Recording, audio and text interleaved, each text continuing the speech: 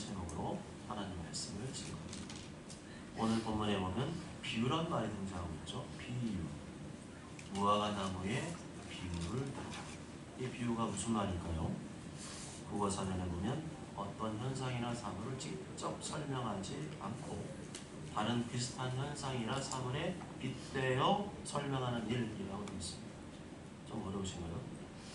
헬라어로는 파라볼레라고 하는데, 파라는 옆에 두다 이런 뜻입니다. 옆에 던져놓다, 옆에 가만히 놓다. 평소 우리에게 친근하고 익숙한 이야기를 옆에 두고 이야기합니다. 평소 우리가 잘 알고 있고 친숙한 얘기를 옆에 두고 그 영적인 진리 원리를 설명하는 것이 바로 비유입니다. A는 B다 이렇게 직접 설명하지 않고 A는 B와 같다 이런 식으로 설명하는 게 비유입니다. 예수님께서 마지막 때의 징조를 설명하시면서 이 비유를 통해 설명을 해주셨습니다. 당시에 예수님의 말씀을 듣고 있는 사람들이 이 마지막 때의 징조란 말이 무슨 말인지 실감나게 이해하도록 무화과 나무를 비유로 들어서 설명을 해주셨습니다. 그러면서 예수님께서 뭐라고 하셨죠? 무화과 나무의 비유를 배우라고 했어요. 무화과 나무의 비유를 배우라. 우리가 무화과 나무를 통해서 배워야 될 것이 무엇일까요? 무화과 나무는 열매가 굉장히 잎사귀도 많고 열매가 굉장히 많습니다. 바로 주렁주렁 무화라는 얘기. 꽃이 맺히지 않고 바로 열매가 생깁니다. 다른 것들은 다 꽃이 배에도 백꽃 있잖아요. 복숭아꽃 있잖아요. 그런데 이 꽃이 안 펴요. 그냥 바로 열매로 넘어가는 게 무화과입니다. 그만큼 열매가 많은 주렁주렁 많은 나무가 무화과 나무죠. 이 무화과 나무를 딱 보면서 가지가 연해졌네, 야들야들해졌네, 그러면 여름이 왔나 보구나 하는 것처럼, 사람들이 생각하는 것처럼 하나님 말씀에 나오는 이 마지막 때의 징조의 일들을 보면서 예수님의 재림이 가까워졌음을 분별하라는 것입니다. 33절과 34절 다 함께 읽습니다. 시작. 이와 같이 너희도 이 모든 일을 보거든 인자가 가까이 곧 문 앞에 이른 줄 알라. 34절요.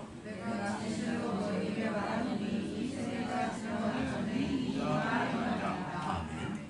그런데 예수님께서 34절에 보면 이 세대가 지나가기 전에 이 일이 다 일어나리라 이렇게 말씀하죠.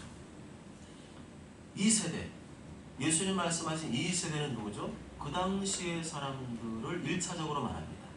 그 당시의 사람들이 살아있는 동안에 이러한 예수님의 마지막 재림의 징조를 보게 될 것이다. 그것은 실제로 이루어졌습니다. 70년경에 예루살렘이 멸망을 당합니다. 로마군이 침공을 해서 예루살렘이 멸망을 당합니다. 그래서 1차적인 의미로는 그 당시의 사람들이 이 세대가 없어지기 전에 마지막 때의 징조를 경험했습니다. 뿐만 아니라 여기서 말하는 이 세대는 영적으로 보면 모든 예수님 다시 오실 때까지 그 사이에 존재하는 모든 사람들이 바로 이 세대입니다. 그렇다면 우리도 예수님 아직 오지 않으셨기 때문에 그 이 세대에 다 포함이 되는 거죠. 그런데 이러한 재림의 때가 얼마나 가까웠는지를 무엇을 통해 분별하라고 말씀하죠?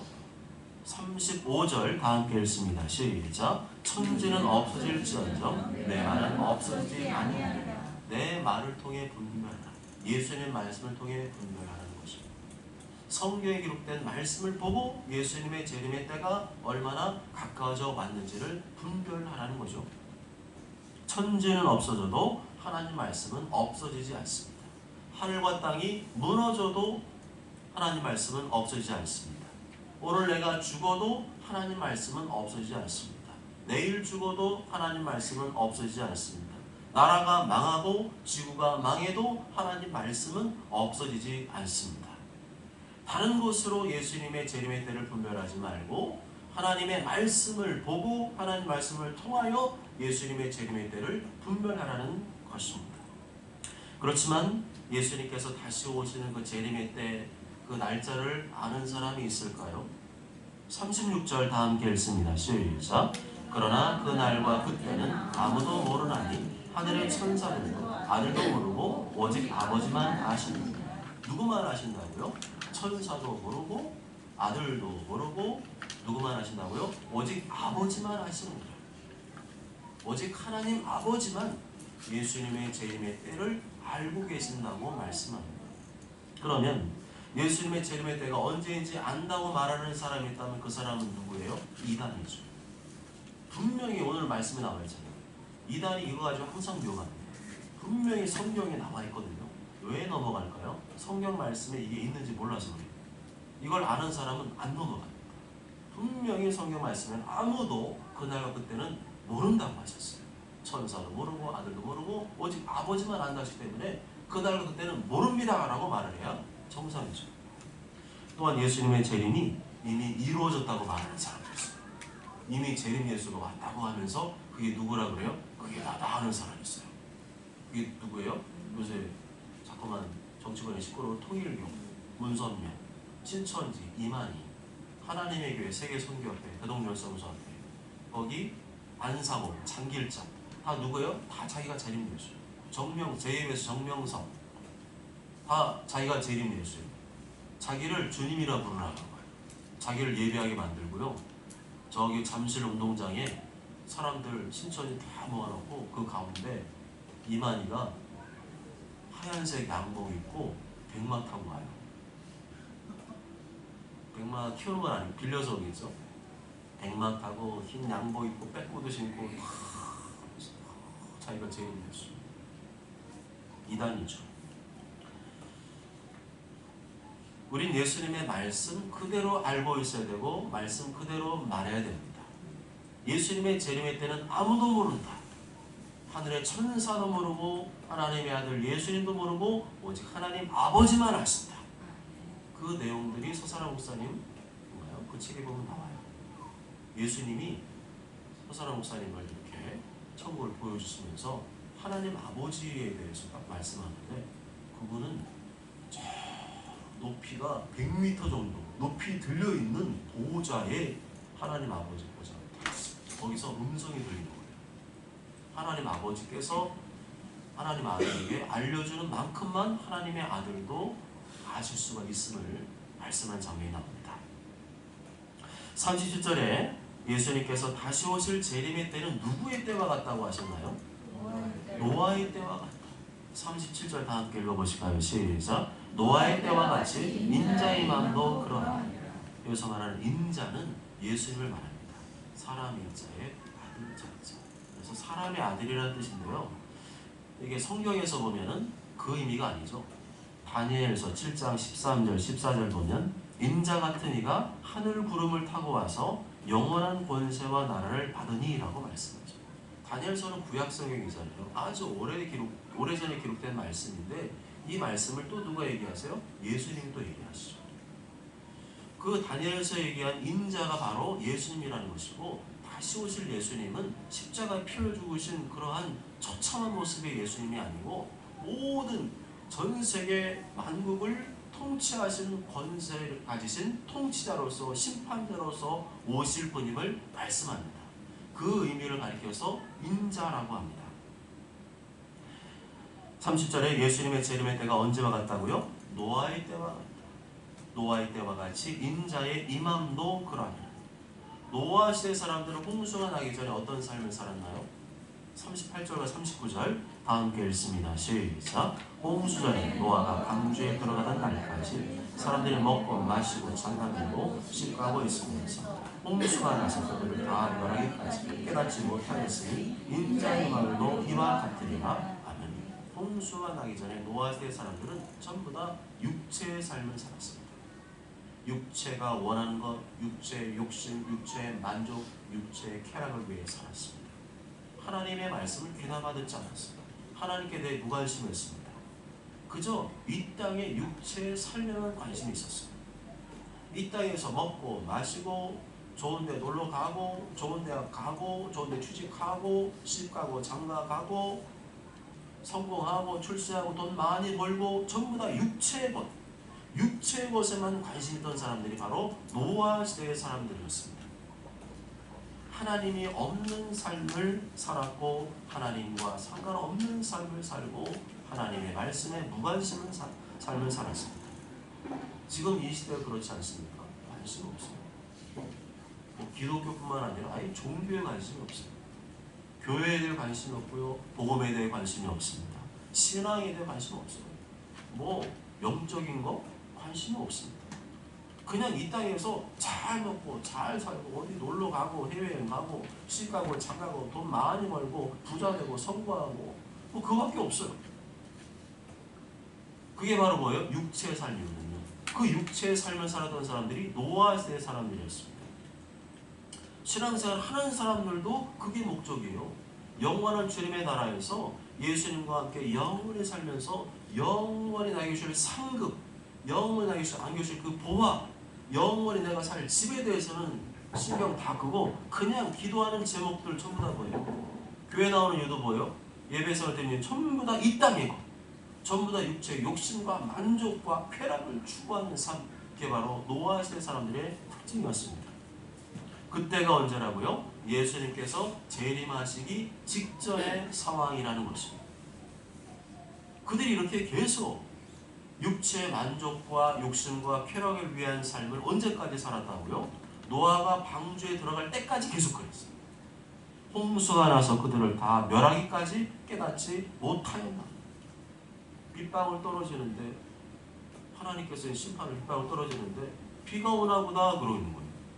분명히 노아는 외쳤거든요. 하나님이 홍수로 심판하신다 그랬는데 비가 오네. 비가 오는 정도는 계속 억수가 쏟아붓고 있는데 계속 쏟아지고 막 물이 차고 있는데도 비가 오늘따라 많이 오네? 뭐 이러고 있는 거죠. 이게 바로 노아의 사람들의 특징이었습니다. 그들은 왜 그렇게 끊임없이 육체, 욕심, 만족, 쾌락을 위해 살았을까요? 자신들이 지금 하는 일이 육체의 일들이 멸망에 해당하는 죄를 깨닫지 못했습니다. 뭐 다 그런 거 아니야 이거죠. 뭐 다 그렇지 뭐 이때 잘 먹고 잘 살고 좋은 대학 가고 좋은 데 취직하고 시집 가고 장가 가고 행복하게 살고 뭐 이런 거지 뭐 더 있어? 전부 다 노아 시대의 사람들이 그랬어요. 그게 죄라는 거예요. 이 땅에서 하나님의 말씀과 뜻을 이루는 일에는 관심이 없고 자기 육체, 욕심, 만족, 쾌락을 채우는 삶이 하나님 보실 때 죄악임을 깨닫지 못했기 때문입니다. 여러분이 이 땅에서 하나님의 영광을 위해 살지 않는다면, 여러분이 하나님의 말씀과 뜻을 이루기 위해 살지 않는다면, 예수님이 가장 기뻐하시는 전도와 세계 선교를 감당하는 삶을 살지 않는다면 그것이 하나님 앞에서 죄악임을 깨달으셔야 됩니다. 오늘 본문이 그것을 말해주고 있죠. 육체의 욕심, 만족, 쾌락을 위해 사는 사람은 하나님의 뜻과 빗나간 삶을 살고 있는 것이고 그것이 바로 관역에서 빗나간 죄악의 삶이라는 것입니다. 37절에 인자이신 예수님께서 이 땅에 오실 때도 이와 같다는 말씀이 무슨 뜻이죠? 마지막 때가 되면 사람들이 노아 시대의 사람들처럼 전부 다 육체의 욕심, 만족, 쾌락에 집착하는 삶을 살게 될 것이고 그게 멸망에 이르는 줄도 모르고 그게 죄악인 줄 모르고 깨닫지 못하고 산다는 겁니다. 만약에 우리가 그렇게 말을 하면 세상 사람이 뭐라는 하죠? 야, 그럼 넌 돈 필요 없어? 넌 좋은 데 가기 싫어? 좋은 데 취직하기 싫어? 좋은 사람 만나서 결혼하기 싫어? 이렇게 물어봐요. 왜 그게 문제야? 이런 식으로. 이게 뭐예요? 하나님의 뜻을 전혀 모르는 거예요. 하나님의 뜻에 대해 전혀 모를 뿐만 아니라 하나님의 뜻에 대해 전혀 관심이 없는 거죠. 오직 나와 우리 가족만을 위하고 이 땅에서 내 육체 욕심과 만족과 쾌락을 위해 사는 삶, 그게 바로 노아 시대 사람들의 특징이었습니다. 인자이신 예수님이 다시 오시게 되는데 그럼 구체적으로 어떤 일이 일어난다고 말씀하셨죠? 40절과 41절 함께 읽습니다. 시작. 그때 두 사람이 밭에 있으니 한 사람은 데려가고 한 사람은 버림을 당할 것이요 두 여자가 맷돌질을 하고 있으며 한 사람은 데려가고 한 사람은 버림을 당할 것이니라. 아멘. 한 사람은 데려감을 당하고 한 사람은 버림을 당한다. 이게 40절과 40절 말씀의 핵심입니다. 다 아니라는 거예요. 그럼 여기 나오는 이 두 사람, 두 여자는 누구를 말하는 것인가? 이걸 정확히 이해하셔야 됩니다. 많은 목사님들 어떻게 해석하냐면요. 버려둠을 당하는 사람은 불신자고 그 다음 데려감을 당하는 사람은 신자라는 거예요. 그렇게 들으시면 여러분 기분이 어때요? 되게 좋죠. 아, 예수님 아는 사람은 다 이렇게 이 땅에 버려둠을 당하게 되고, 아, 나 예수님 믿으니까 나는 예수님 계신 공중으로 구름 속으로 올라가겠네. 틀린 해석이에요. 맞는 말 같은데 틀린 해석이고 듣기 좋은데 틀린 해석입니다. 왜요? 말씀 보고 우리가 해석해야 되잖아요. 42절과 43절에 보면 이 예수님께서 말씀을 전하고 있는, 예수님께서 말씀을 가르치고 있는 대상이 누구예요? 너희라고 했어요. 너희. 너희가 누굽니까? 예수님 제자들이죠. 예수님 제자 누구예요? 예수님 믿는 사람.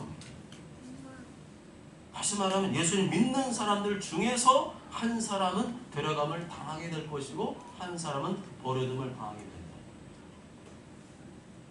예수님 믿는다고 해서 예수님 재림할 때 똑같이 다 공중에 들림받는 것이 아니라 똑같이 예수님 믿어도 한 사람은 공중으로 들림을 받게 되고 한 사람은 그대로 이 땅에 버려둠을 당하게 된다는 것입니다. 재림의 때에 공중에 들림받은 사람들은 공중에서 예수님과 혼인잔치가 벌어지는 거죠. 그런데 이 땅에 남겨진 사람들은 어떻게 돼요? 성경에 보면 7년 대환란을 겪어요. 대환란이 무슨 말이에요? 대환장이에요. 대환장. 요즘 젊은 애들이 많이 쓰는 말 대환장이 돼요. 환장. 살 수가 없는 지구가 되는 거예요. 지금도 안 그래도 지구가 살기 어렵잖아요. 막 지구가 불덩어리 돼가지고 점점 유럽 이쪽은 여름 되면 40도가 넘고요. 어떤 유튜브 유명한 사람인데 누구지? 그 사람이 한국 여자랑 결혼해가지고 다시 미국에 갔는데 올리브 거기서 텍사스 살고 있는데 집을 갖고 있는데요. 집을 갖고 있잖아요. 한 1년에 내는 세금이 2천만 원이에요. 그리고요 건강보험 혜택 받으려면요 400만 원을 내야 돼요. 대환장이지. 환장. 그래서 어떻게 하겠다고요? 다시 한국으로 돌아오겠대요. 한국이 너무 살기 좋다는 거예요. 유학의 길을 꺾는 건 아니야. 거기서 공부하고 와. 중요한 건 뭐예요? 와 진짜 환장하겠네. 그런 시대를 사는 거예요. 전부 다 막 여름에는 막 40도가 아니라 대환란이라 50도 올라가요. 다 날라 비틀어지고. 작물이 어디 있어요? 먹을 게 어디 있어요? 이제 진짜 사람 뜯어먹을 일 생길 것 같아요. 그럴 정도로 사람 못 사는 시대, 쩍쩍 가뭄과 말라 비틀어지고 또 막 갑자기 막 추위가 닥쳐오는데 영하 막 지금 우리 20도만 되면 죽는다 그러잖아요. 영하 막 30도, 40도 막 얼어 죽고. 그래도 예수님 또 믿는 사람들은 또 막 불이익을 엄청나게 줄 거예요. 그때 되면. 지금도 좀 그런 조짐 보여가지고 좀 이렇게 예민해지고 있는데 하여튼 간에 그런 일들이 대환란, 진짜 죽는 낫겠다 할 정도의 대환란이 이 땅만 펼쳐지는데 그게 바로 누구예요? 버려둠을 당하는 사람들 다 그대로 겪는 거예요. 거기서 살아나는 사람 누구밖에 없어요? 순교를 각오하고 예수님 말씀대로 사는 사람 외에는 건진받지 못한다는 말씀이다. 그래서 언제 우리가 들림받는 게 좋아요? 예수님 오실 때 들림받는 게 제일 좋은 거예요. 그래서 지금이 중요해요. 지금. 공중에 들림받은 사람들은 7년 대환란을 피하게 되나? 그렇지 않은 사람들은 7년 대환란을 이 땅에서 겪어야 됩니다. 그렇다면 우리 예수님께서 다시 오실 때 우리가 어떻게 준비하고 있어야 될까요? 42절 다 함께 읽습니다. 시작. 그러므로 깨어있으라. 어느 날에 너희 주가 임하는지 너희가 알지 못하느니라. 깨어있으라. 이게 예수님 말씀. 방법이 밖에 없다. 영적으로 깨어있으라. 신앙적으로 깨어있으라. 육체의 욕심과 만족과 쾌락의 장에서 깨어나라. 왜 깨어있어야 되죠? 예수님은 언제 오실지 모르니까. 예수님이 이것을 어떤 비유로 또 말씀하죠? 42절 33절에 보면 도둑으로 비유하죠. 도둑. 여러분 도둑이 우리 집에 몇 시에 들어올 줄 알면 어떻게 하시겠어요? 절대 안 되죠. 들어오기만 해봐요. 너 제삿날만 들어오면 내려겠죠. 절대 우리 집 못 들고 들어오도록 시건장치 다 해놓고 또 열쇠집 불러가지고 열쇠 하나 더 달아놓고 창문마당이죠. 다 막 몽둥이 갖다가 딱 박아놓고 못 열게 만들어놓고 유리창 테이프 다 발라놓고 가스통도 준비하고 몽둥이 준비하고 밧줄도 준비해가지고 들어오게 해버려요. 오늘 그냥 초상날이 아주 철저히 준비를 하겠죠. 그런데 도둑이 그렇게 오나요? 절대 그렇게 하는 거죠. 언제 올지 몰라요. 그래서 언제 준비돼요? 항상 준비하고 있어야 돼요. 여러분 집에 비우고 며칠씩 갔다 올 때는 반드시 도둑놈이 들어올 거를 대비해서 문 단속 잘하고 하셔야 돼요. 차도 밤에 이렇게 모르고 이렇게 안 잠그고 이렇게 주무시는 분 계신데 그것만 터는 놈들이 전문적으로 또 있대요. 도둑놈은 절대로 미리 알려주는 경우가 없어요. 그런 것처럼 예수님도 전혀 사용하지 않은 때 오시겠다고 말씀하셨습니다. 이러면 너희도 준비하고 있으라. 사용하지 않은 때 인자가 오리라. 그럼 예수님의 재림의 때와 노아의 때 공통점이 뭐예요? 설마? 에이, 농담. 설마 하는 그때 오십니다. 전혀 사용하지 않은 그때 예수님이 오신다는 것입니다. 아멘. 예수님은 아무 예고 없이 살아오십니다. 설마 오늘 오시겠어? 나 월급을 타고 오셔야 되는데. 아니에요. 예수님은 예고 없이 오십니다. 그 때문에 방법 뭐밖에 없어요? 한 가지밖에 없어요. 그러므로 깨어있으라. 그러므로 깨어있으라. 그러므로 깨어있으라. 날마다 깨어있어요. 오늘 예수님 오실 것이다. 오늘 밤에 오실 것이다. 아니면 내일 오실 것이다. 이런 마음가짐으로 예수님의 재림을 준비하고 있어야 됩니다. 다른 데 정신 팔리지 말고 여기에 정신 팔리고 있어야 돼요. 아멘. 노아의 때에 홍수로 멸망한 사람들이 실제로 그런 홍수가 내릴 것을 믿었다면 그렇게 했을까요? 안 그랬겠죠. 그래? 큰일 났네? 빨리 회개하고 우리 기도하고 준비하자 그랬겠죠. 하나님께서 노아에 그렇게 말씀하셨어? 홍수 심판을 말씀하셨어? 그럼 다 회개하고 기도하면서 전부 다 방주 만드느냐고 전부 다 방주가 천지에 깔려있었을 거예요. 그런데 방주 만든 사람은 오직 한 사람 노아밖에 없었습니다. 창세기 6장 5절에 보면 노아의 때는 어떤 때라고 말씀하죠? 여호와께서 사람의 죄악이 세상에 가득함과 그의 마음으로 생각하는 모든 계획이 항상 악할 뿐임을 보시고 라고 말씀합니다. 노아의 시대와 같이 오늘날도 죄악이 관영한 때입니다. 관영이라는 말은 흘러 넘친다는 말이거든요. 하나님의 말씀이 흘러 넘치는 게 아니고 죄악이 흘러 넘치는 때가 바로 노아의 시대였습니다. 당시 하나님 그 당시 사람들은 하나님 말씀 너무 쉽게 생각했어요. 하나님 말씀 너무 쉽게 생각하고 쉽게 죄를 지었습니다. 여러분 사람들이 죄를 하도 많이 지으면 어떤 일이 벌어질까요? 죄에 대한 불감증이 생겨요. 죄에 대한 감각이 사라집니다. 전부 다 죄 짓고 사니까 전부 다 죄에 앉은 사람 전부 다 죄 짓고 사니까 그게 죄인지 아닌지 똥인지 된장이 구분이 안 되게 됩니다. 오죽하면 창세기 6장 6절에 보면 하나님께서 땅 위에 사람 지으셨음을 한탄하셨다. 한숨을 팍 치면서 내가 이걸 왜 만들었을까? 이렇게 하셨다는 거죠. 노아의 세상에 얼마나 하나님께 무관심하고 죄를 많이 지었으면 하나님께서 6장 7절에 보면 전부 다 쓸어버리겠다고 이렇게 말씀하셨을까요? 이르시되 내가 창조한 사람을 내가 지면에서 쓸어버리되 사람으로부터 가축과 기는 것과 공중의 새까지 그리하니 이는 내가 그것들을 지었음을 한탄함이니라 하시니라. 노아의 세는 한마디로 하면 죄악의 시대였습니다. 하나님께 무관심한 시대, 악으로 가득한 시대, 완전 썩고 부패하고 타락한 시대, 더 이상 손을 쓸 수가 없을 정도로 완전히 망가진 시대, 더 이상 하나님께서 새로 심판하셔서 가롭지 않으면 안 되는 그러한 굉장히 부패하고 타락한 시대였습니다. 창세기 6장 11절 12절에 그때 온 땅이 하나님 앞에 부패하여 포악함의 땅이 가득한지라 하나님 오신즉 땅이 부패하였으니 이는 땅에서 모든 혈육 있는 자의 행위가 부패함이다. 온갖 죄로 물들고 죄악이 크게 나는 시대가 노아의 시대였고 바로 그런 때가 예수님께서 재림하실 때라는 거죠. 인간의 윤리와 도덕이 무너지고 온갖 죄악으로 가득한 시대가 바로 예수님이 오실 때가 임박했음을 알려주는 징조라는 것입니다. 요즘 정치판을 보면서 전 그런 생각이 들어요. 윤리와 도덕이 무너졌구나. 인간성이 무너졌구나. 어떻게 저렇게 대놓고 얼굴에 철판 깔고 얘기를 할 수 있을까? 우린 그걸 보면서 이 시대가 얼마나 썩었는지를 짐작할 수가 있어요. 이렇게 곳곳마다 썩고 부패하고 죄악으로 가득하고 모든 사람의 행위가 부패하다면 하나님께서 축복하실 때입니까? 심판하실 때입니까? 심판하실 때죠. 저렇게 썩었는데도 국민들이 그걸 모른다? 썩었는지 모른다? 그게 뭐예요? 무엇 때문에 다 그러잖아. 너는 안 그래? 이러면서 부패한지 모른다? 완전 썩어지죠. 얼마나 인간의 윤리와 도덕이 무너졌으면 그 정도를 괜찮다고 말할 수 있느냐는 거죠.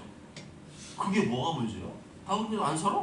너는 그렇게 안 살아? 이런 식으로 말하는 사람이 있다면 그 사람이야말로 정말로 썩고 부패한 사람입니다. 그런데 이런 상황에서 단 한 사람만은 예외였죠. 누구죠? 노아였어요.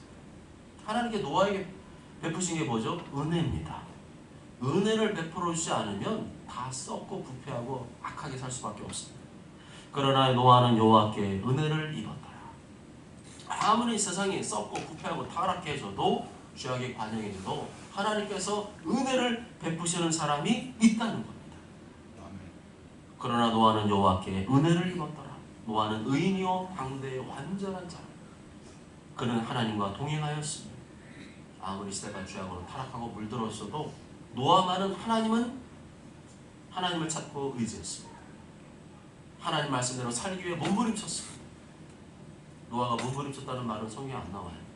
그런데 어떻게 그렇게 말을 하냐면요, 도저히 몸부림치지 않고는 하나님 말씀대로 살 수가 없는 시대였는데요, 여기 둘러봐도 저기 다 죄짓고 지 맘대로 살고 완전히 타락한 시대였는데 그것에 살아나는 방법은 뭐예요? 몸부림치지 않으면 안 돼요. 온갖 죄의 유혹과 시험이 가득한 시대. 그러니 그 속에서 하나님 말씀 사는 게 얼마나 어렵겠어요. 그 악하고 타락한 시대에서 의인이라는 평가를 받고 당대 완전한 자를 평가받았다? 그럼 노아가 어떻게 사는 거예요? 몸부림치고 하나님 말씀을 살기에 몸부림치고 그렇게 죄 안 지으려고 몸부림치고 마음과 생각으로 죄를 지기만 해도 하나님 앞에 회개하고 하나님 말씀을 살 수 있게 달라고 몸부림치고 기도하고 그렇게 살았다는 거죠. 그렇습니다. 수많은 유혹과 시험을 물리치고 하나님 말씀대로 살기 위해 노아가 몸부림쳤습니다. 그러자 그런 노아에게 뭘 주셨어요? 은혜를 베풀어 주셨어요. 은혜가 아니면 안 된다는 거죠. 이길 수 없습니다. 그리고 노아와 그 가족만은 구원의 길로 인도하십니다. 그렇다면 노아의 시대와 같이 부패한 이 타락하고 악한 시대 속에서 가장 중요한 게 뭡니까? 노아처럼 하나님께 은혜를 입는 것입니다. 그러나 노아는 여호와께 은혜를 입었더라. 하나님의 은혜를 입지 않으면 싸워 이길 수가 없어요. 죄악의 힘이 너무도 강하고 질기거든요. 사탄이 극렬하게 우리를 유혹하고 시험하고 있거든요. 그렇다면 예전처럼 신앙생활을 되겠어요? 못합니다. 예전보다 더 열심히 신앙생활 하지 않으면 안 돼요. 예전에 10분 기도한 사람 20분 기도되고 30분 기도한 사람 1시간 기도되고 1시간 기도한 2시간 기도 2시간이면 3시간 기도해야 이길 수 있는 시대라는 겁니다. 왜 기도해야 되죠? 내 힘으로 안 되기 때문에, 내 능력으로 안 되기 때문에 뭔가 의욕이 팍 생겨서 열정적으로 신앙생활을 했는데 그게 안 돼요. 왜 안 될까요? 사단의 역사인 거예요. 열정이 탁 일어나서 아멘 하고 딱 달려갔는데 그게 안 된다. 악한 영이 역사하고 있는 겁니다. 사단이 강히 역사하며 역사할수록 말씀대로 살기 싫어져요. 살기 어려운 게 아니라 살기 싫어진다니까요. 거룩한 의욕과 열정이 식어지고 떨어집니다. 이게 바로 뭐예요? 사단이 내 삶에 지금 역사하고 있다는 증거입니다. 그러면 어떻게 돼요? 다 귀찮아져요. 교회에서 하라는 건 다 너무너무 귀찮아져요. 뭐 그거 한다고 대단히 뭐 알아주는 것도 없고 뭐 갑자기 떨어지는 거 없잖아요. 분명히 해야 되는 건 알겠는데 하기 싫어지고 귀찮아지고 부담스러워지고 그렇다? 그럼 지금 내 영적 상태는 매우 안 좋다. 사단이 역사하고 있다. 그 힘을 끊어내지 못하고 있다. 그걸 이기는 방법이 뭐예요? 기도입니다. 기도하지 않으면요 못 이겨요. 기도 외에 다른 방법이 없습니다. 사단이 제일 싫어하는 게 뭐예요? 기도입니다. 기도하는 사람을 제일 싫어해요. 왜요? 기도할 때 성령님이 부어지기 때문인 줄 믿습니다. 예수님 그 본을 보여주신 거예요. 예수님이 얼마나 이 땅 유혹과 시험 많으시겠어요. 근데 그걸 물리치고 십자가를 지는 아버지 뜻을 이루어 있었던 이유는 뭐예요? 몸부림치는 기도 때문이었습니다. 왜 그랬을까요? 기도가 아니면 안 됩니다. 기도 아니면 그 사단의 유혹과 시험을 이길 수 없다. 너 하기 싫지? 다 귀찮지? 사단이 역사하고 있는데 너 어떻게 이겨낼 건데? 어떻게 끊어낼 건데? 예수님 본을 보여줬어요. 예수님 기도의 본. 기도가 아니면 못 이깁니다. 목사 할아버지라도 기도는 못 이겨요. 그렇게 기도를 통해서 하나님의 은혜를 입어야 내 육체 욕심과 만족과 쾌락이 아니라 하나님의 말씀과 뜻대로 살아갈 힘이 생기게 되고 마귀와 영적 전쟁에 승리할 수가 있게 되고 그 결과 우리 영혼이 저 영혼의 천국으로 들어가게 되는 줄 믿습니다. 사랑하는 여러분, 지금은 노아의 때와 같습니다. 많은 사람들이 하나님을 떠나고 있어요. 교회 안 나가요. 자기 마음대로 살아요. 육체의 욕심과 만족과 쾌락을 추구하며 삽니다. 윤리와 도덕이 무너지고 있습니다. 다음 세대를 향한 인성교육이 안 돼요. 선생님들이 인성교육 하고 싶은데 못한대요. 애한테 뭐라고 하면요, 학부모가 바로 연락을 못해요. 그래서 무슨 뭐 고발한다느니 막 난리를 피워요. 그래서 선생님들이 똑바로 교육을 못해요. 인성교육이 안 되는 시대에, 못하는 시대에, 무너진 시대. 이게 바로 지금이잖아요. 이런데 무슨 애들한테 소망이 있을까요? 이렇게 곳곳마다 심각하게 부패한 일들이 벌어지고 있는 이때, 썩을 대로 썩은 그때가 바로 언제예요? 노아의 때와 같이 부패하고 타락한 때가 바로 언제예요? 예수님이 다시 오실 때가 임박했다는 증거입니다. 예수님께서 누가복음 18장 8절에서 그러나 인자가 올 때에 세상에서 믿음을 보겠느냐 이 말씀이었어요. 예수님 다시 오실 때 믿음을 보여줄 사람이 없다는 거예요. 그때도 노아 때 노아 하나밖에 없었어요. 예수님께서 말씀하신 이 믿음이 무엇일까요? 오늘 말씀이 나오는 노아의 믿음입니다. 노아는 의인이었죠. 당대 완전한 자였죠. 하나님 믿는 정도가 아니라, 예배만 드리는 정도가 아니라 하나님의 말씀과 뜻을 이루어드리기 위해서 몸부림치는 의인이었고 당대의 완전한 자의 평가를 받았습니다. 그 믿음을 보기를 원하신다는 것인 줄 믿습니다. 재림의 때 이런 노아의 믿음으로 산 성도는 당연히 공중으로 끌어올림을 받게 될 것이고, 세상처럼 이 땅이 전부인 것처럼 먹고 마시고 놀고 시가고 장가가고 사고 팔고 뭐 돈 많이 벌고 여기만 정신 팔린 사람, 육체 욕심 만족 쾌락에 빠져있는 사람, 그 사람 어떻게 되는 거예요? 버르듬을 당하게 되는 겁니다. 7년 대환란이 그 앞에 기다리고 있죠. 모쪼록 지금은 노아의 시대와 같이 악한 시대임을 기억하시고 하나님 말씀과 뜻대로 살 수 있도록 몸부림치며 은혜를 구하는 성도, 예수님의 재림의 때 부끄러움 당하지 않고 공중에 들림받는 성도가 다 되시길 주님의 이름으로 축복합니다. 아멘.